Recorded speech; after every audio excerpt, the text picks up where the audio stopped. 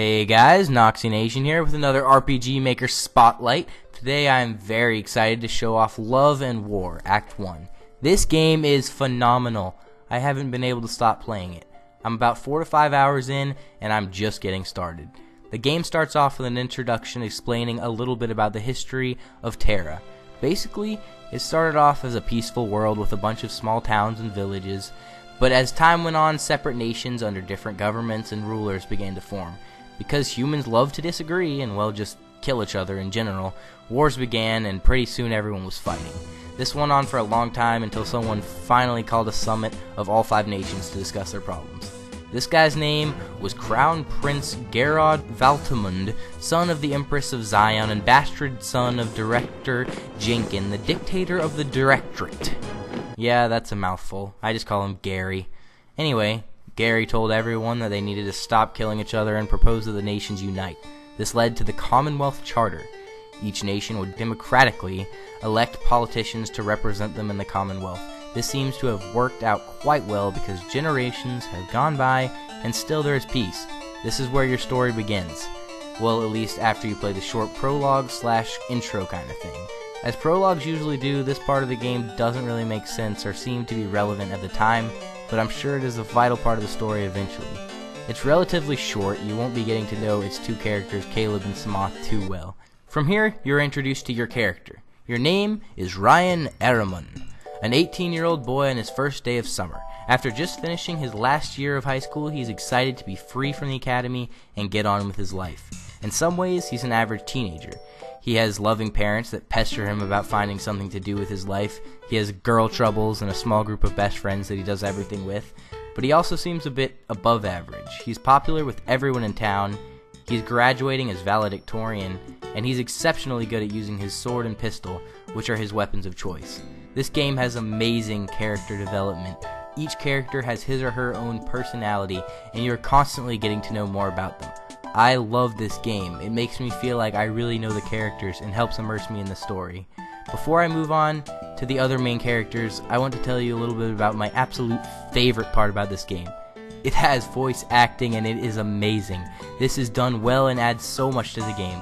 Not every single line of text is narrated, but a large chunk of it is, including all the important parts and main characters. I seriously wish every game I played had this feature. It really adds to the experience. Hey, old bean.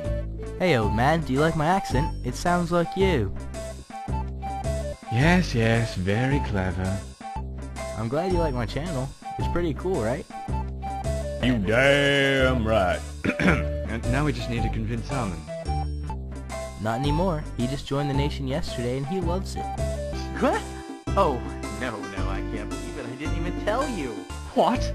Congratulations! This is absolutely amazing. Anyway, that's enough of that. Back to the subject of characters. Ryan isn't the only person who will join you in your party near the beginning.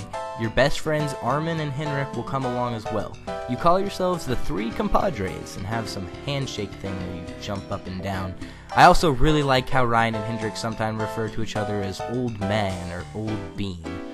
Also, you can't forget the annoying and easily angered Lavi who follows the boys around.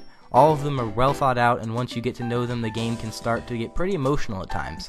For the first few hours of the game, you'll just be doing simple tasks and getting to know the citizens of your hometown, Davenport.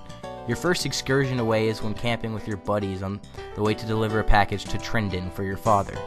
This is also when you will encounter your first enemy. The battle system isn't anything special, which is a little disappointing, but I still enjoyed it. You have the opportunity to attack with your weapon or use skills, which are called gunnery for Ryan, and other names for different members of your party. You also have the choice to auto-battle if you want the game to choose which attack to use. This is sometimes useful if you're trying to get through someplace quickly, but it doesn't really speed up the fighting too dramatically. Monsters randomly spawn when walking in certain areas, but there are also places where there are actual monster sprites to run away from or avoid. It's a lot of fun trying to sneak past or make it through a maze of enemies. Overall, this game has been amazing, and even 5 hours in I feel like I'm just getting started. So I'm sure there's tons of goodness to come. I don't want to spoil the story, but I know that it's awesome, and Love and War Act 2 is currently being developed, but has no release date. There's a rough demo released, and if you want to check it out after you finish the first act, I'll put the link for it in the description as well as the link for this one. and make sure to have on your volume for the voice acting as well as the great soundtrack that this game offers. I definitely think you should take the time to play this game, and I hope you enjoy it as much as I have. Thank you to everyone for watching my video and supporting the channel. I have tons of fun making these spotlights, and I hope I will continue to grow as well as I have so far. Until next time, I'm NoxieNation. Don't forget to join the nation by subscribing, and I will talk to you guys later.